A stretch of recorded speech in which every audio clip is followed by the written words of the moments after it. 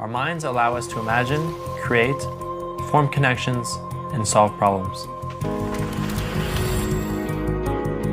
But what if suddenly your thoughts became irrational? What if you were lost, but inside your own head? My name is Quentin, and I'm 23. I live in Halifax, Nova Scotia. I was born here, but my parents are from France. Quentin was, an amazing baby. It's probably easiest delivery.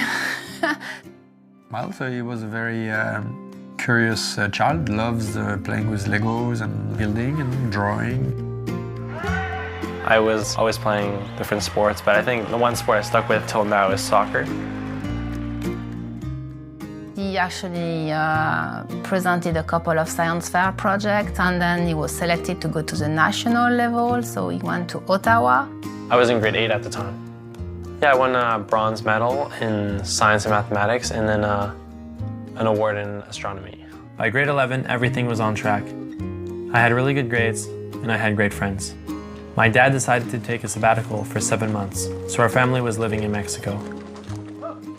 I was enrolled in a high school there and learning Spanish. I was also doing courses from Canada. I was in an international baccalaureate program where classes count towards university credits. I think what really pushed it over the edge is that I was actually doing 2 high school programs at the same time, one in Mexico and one back in Halifax. I had this big essay that was on my plate and I wasn't moving along. I was really struggling with it. And I think I just cracked. I just couldn't take the stress anymore.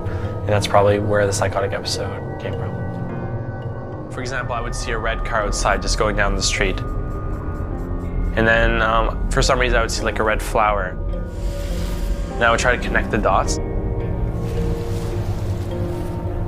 I thought that seeing the color red twice represented red blood. And that meant someone in my family was going to die. And symptoms developed such as delusion, paranoia, even auditory hallucinations. You think the aliens are there. You think that the police is out to get you. All these thoughts are very scary and they don't make a lot of sense to other people around you. But for me, they made sense. My parents did the most they could for me, but at the same time, they had no idea what was going on. I was completely living inside my own head. The number one feeling I went through during my psychotic episode was fear. This photo was the last photo taken before I had a complete breakdown. I remember being underwater and seeing all these fish. And the way they moved was very hypnotic. I wanted to touch them because I thought maybe I would get some kind of superpower from them.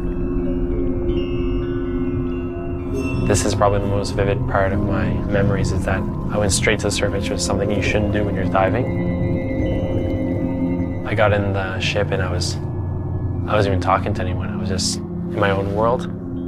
You don't know if you've lost him forever.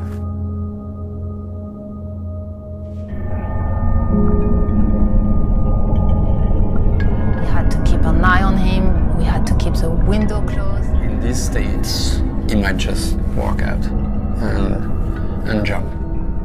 Very disoriented, very paranoid, very delusional, and I could have done something really bad, yeah.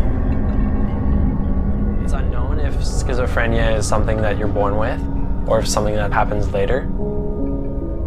No one knows. After the relapse, the brief relapse, I think that's when the depression started. I just wanted to lie in my bed, get in my covers, and just shut off the world. I thought sleeping was the best thing ever. Nothing else appealed to me.